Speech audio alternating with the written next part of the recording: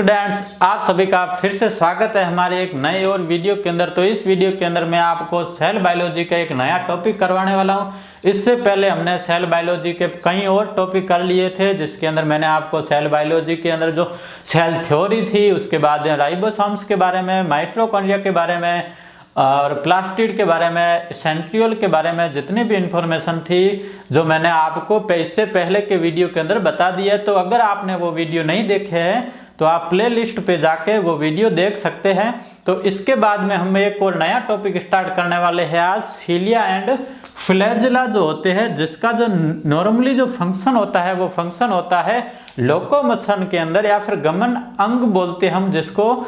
तो ये जो होती है ये कहाँ पे पाया जाता है और इसका कार्य क्या होता है और इसकी संरचना कैसी होती है, ये सब हम इस वीडियो के अंदर पढ़ने वाले हैं। या फिर मैं आपको इस वीडियो के अंदर इसके बारे में जितनी भी इंफॉर्मेशन है वो पूरी इंफॉर्मेशन देने वाला हूँ।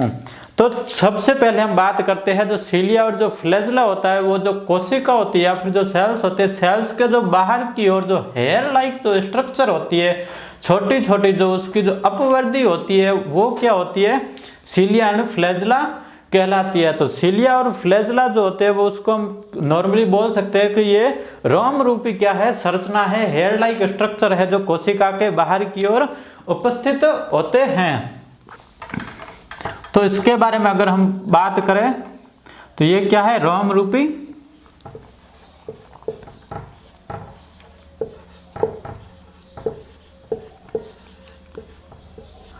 संरचना, हेयर लाइक स्ट्रक्चर।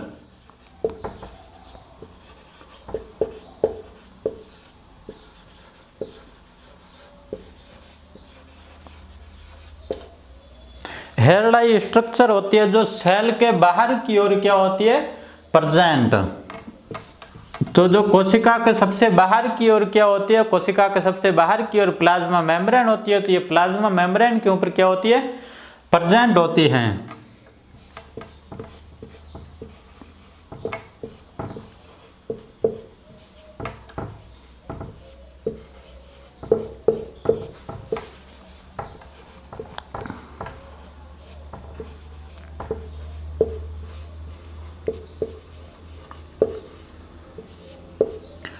उसके बाद में हम बात करते हैं इसके अंदर सीलिया और फ्लैजेला की स्ट्रक्चर के बारे में। तो सीलिया और फ्लैजेला जो होते हैं उन दोनों की स्ट्रक्चर होती है वो थोड़ी सी डिफरेंट होती है।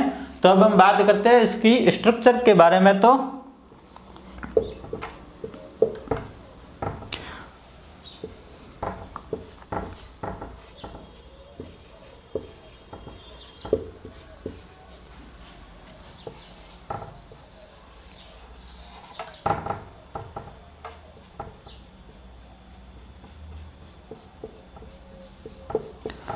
तो जो सीलिया होते हैं वो सीलिया क्या होते हैं, बिल्कुल छोटे छोटे या फिर असंख्य क्या होती है, छोटी छोटी संरचना होती है, हेयर लाइक स्ट्रक्चर होती है जो कहाँ पे पाई जाती है, कोशिका के बाहर की तरफ में पाई जाती है। तो ये सीलिया जो होती है, सीलिया क्या है यहाँ पे, ये असंख्य है या फिर संख्या में क्या है, ज़्यादा है, जो गिनने से भी जो गिनने योग्य नहीं है, अनगिनत है। और इनका जो कार्य जो होता है, अगर हम इसके कार्य की बात करें सीलिया के अंदर, तो ये जो इसका कार्य क्या होता है, जैसे जो कोई भी नाव होती है, अगर वो नाव कहीं पे भी जो पर्यटक वगैरह की जो नाव होती है, उन नाव के अंदर जब 20-25 लोग बैठते हैं उसके अंदर, तो उनको क्या दिए जाते हैं, छोटे छोटे चप्पू दिए जाते हैं। और चप्पू को वो क्या करते हैं, एक साथ एक साइड में वो जब वो गति कराते हैं तो नाव आगे की तरफ बढ़ती है। तो वैसे ही जो ये जो सीलिया है, तो सीलिया क्या करते हैं, एक साथ एक साइड के अंदर इनकी क्या होती है, गति होती है, मूवमेंट होता है। तो उससे जो क्या होती है, जो कोशिका होती है, वो कोशिका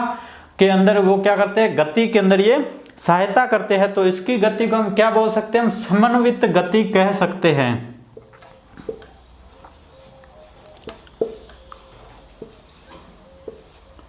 समन्वित गति पाई जाती है।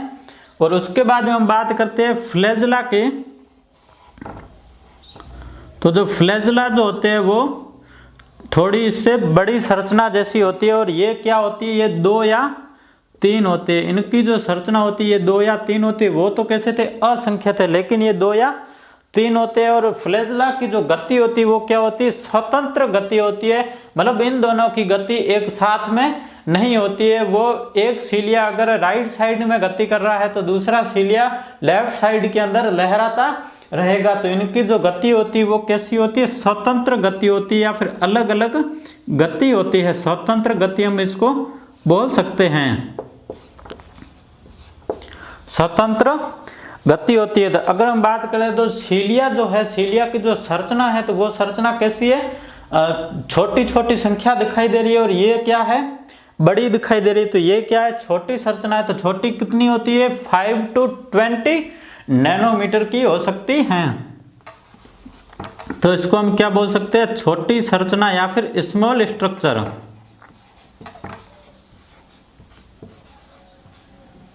छोटी संरचना, अगर हम इसकी साइज की बात करते हैं तो वो क्या होती है, 5 to 20 नैनोमीटर।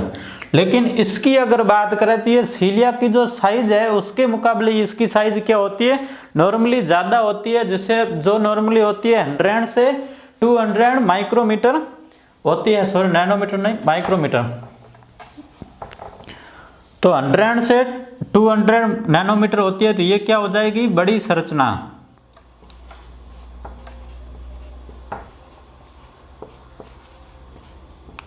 बड़ी संरचना, और इसकी जो साइज है वो साइज क्या होगी, 100 से 200 माइक्रोमीटर होती है। इसके मुकाबले में ये क्या होगी, थोड़ी सी बड़ी होगी, और ये संख्या के अंदर क्या होते हैं, संख्या में अधिक, ये संख्या में कम। तो जो सीलिया की जो संख्या होती है वो संख्या क्या होगी, अधिक, या फिर अनगिनत हम बोल सकते हैं, संख्या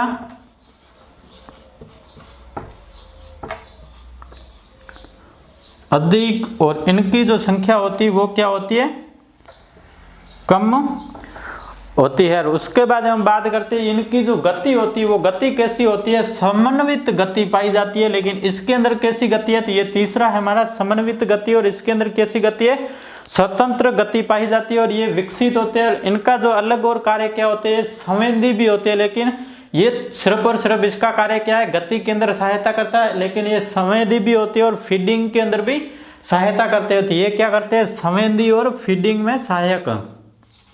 इसके अन्य कार्य है, संवेदी व तो कोशिका के फीडिंग के अंदर ये क्या होते हैं, सहायक होते हैं। फीडिंग में सहायक होते हैं। उसके बाद हम बात करते हैं जो सीलिया एंड फ्लैजेला होते हैं, यूकैरियोट्स और प्रोकैरियोट्स दोनों के अंदर पाए जाते हैं। तो दोनों के अंदर अगर हम बात करते हैं सीलिया एंड फ्लैजेला की, तो दोनों के अंदर पाए जाते हैं, लेकिन दोनों के अंदर इनकी जो संरचना होती है वो एक दूसरे से क्या होती है, भिन्न होती है। कैसे भिन्न होती है, जो प्रोकैरियोट्स होता है तो प्रोकैरियोट्स के अंदर जो इसके अंदर जो माइक्रोट्यूब्यूल्स की संरचना पाई जाती है, तो माइक्रोट्यूब्यूल्स की संरचना प्रोकैरियोट्स के अंदर अनुपस्थित होती है। तो माइक्रोट्यूब्यूल्स का जो विन्यास होता है 9+2 वाला वो इसके अंदर एब्सेंट होता है, लेकिन यूकैरियोट्स के अंदर 9+2 का जो विन्यास होता है वो प्रेजेंट होता है। तो इतना आपको ये समझ में आ गया होगा। तो ऐसे ही वीडियो के लिए आप मेरे चैनल को सब्सक्राइब। प्रोकैरियोट्स की जो संरचना होती है वो क्या होती है, नॉर्मली सरल होती है, तो जिसके अंदर क्या होती है 9+2 जो सूक्ष्म नलिकाएं नहीं पाई जाती है। तो जो प्रोकैरियोट्स है, प्रोकैरियोट्स की जो संरचना जो होती है वो नॉर्मली सिंपल है।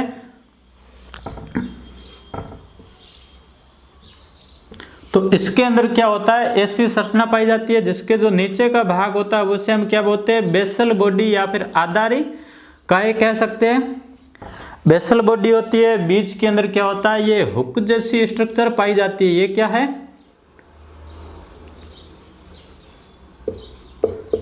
हुक, और ये है फ्लैजेला।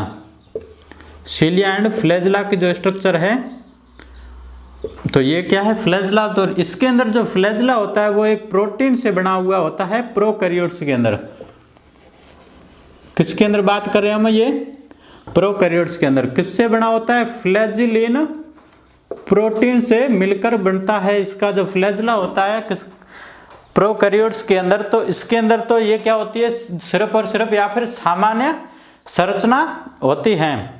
फिर हम बात करते हैं यूकैरियोटिक सेल्स के अंदर सीलिया एंड फ्लैजेला की संरचना के बारे में। तो यूकैरियोट्स के अंदर सीलिया एंड फ्लैजेला के अंदर 9+2 व्यवस्था पाई जाती है। यहाँ पे प्रोकैरियोट्स के अंदर 9+2 व्यवस्था क्या है, एब्सेंट होती है।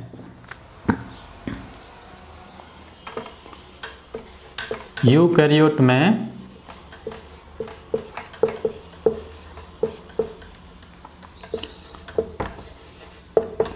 सीलिया एंड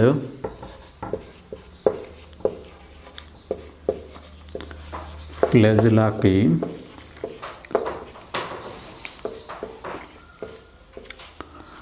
संरचना।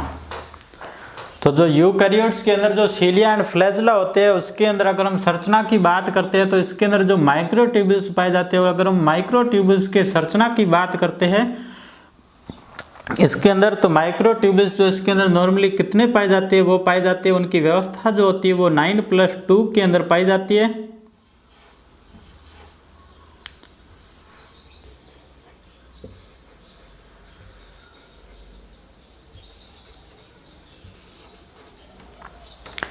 तो इसके अंदर जो ये जो संरचना होती है माइक्रोट्यूब्यूल्स के अंदर, इसके अंदर संरचना पाई जाती है। इसके जो बाहर की तरफ जब परिधि के अंदर जो माइक्रोट्यूब्यूल्स होते हैं वो 9 प्रकार के 9 होते हैं, और अंदर की तरफ में अगर हम माइक्रोट्यूब्यूल्स की बात करते हैं तो उनकी स्ट्रक्चर जो संरचना कितनी होती है, वो 2 होते हैं, और 2 एक दूसरे से क्या होते हैं, जुड़े हुए होते हैं। तो 9+2 जो होती है इसके अंदर सूक्ष्म नलिकाएं पाई जाती है।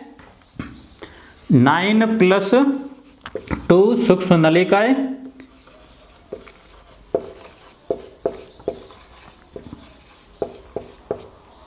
सूक्ष्म नलिकाएं। तो ये परिधि की तरफ के अंदर जो नलिका है उनकी अगर हम संख्या की बात करते हैं, वो काउंट करते हैं तो वो कितनी होती है, 9 होती है। 9 कहाँ पे है, 9 ये परिधि में। और जो ये 2 कहाँ पे है, 2 तो कहाँ पे है, सेंटर के अंदर। यहाँ पे सेंटर में कितनी है, 2 सेंटर में या फिर केंद्र में।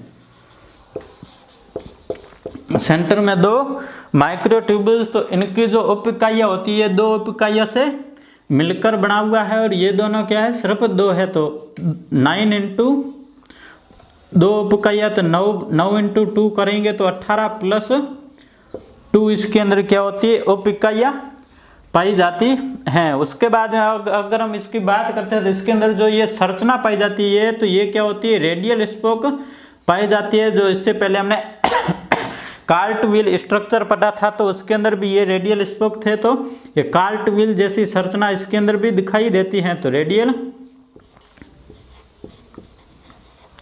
स्पोक पाए जाते हैं, और बीच के अंदर ये जो संरचना होती है जिसे हम क्या बोलते हैं, केंद्रीय आच्छद भी हम कह सकते हैं। तो ये इसको क्या करती है, बीच के अंदर इन दोनों को अलग करती है, या फिर जो इसके 2 माइक्रोट्यूब्यूल है बीच के, इनको क्या करती है, बाकी वालों से जोड़ के रखने में ये भी सहायता करती है। और 9+2 के अंदर जो केंद्रीय क्या होती है, 2 सूक्ष्म नलिकाएं भी पाई जाती है। तो जो परिधीय सूक्ष्म नलिकाएं होती है उनके पास के अंदर क्या होता है, एक विशिष्ट प्रोटीन पाया जाता है। उस प्रोटीन को नाम क्या है, उस प्रोटीन का अगर हम नाम की बात करें तो उसकी प्रोटीन का नाम क्या है, डायनिन प्रोटीन।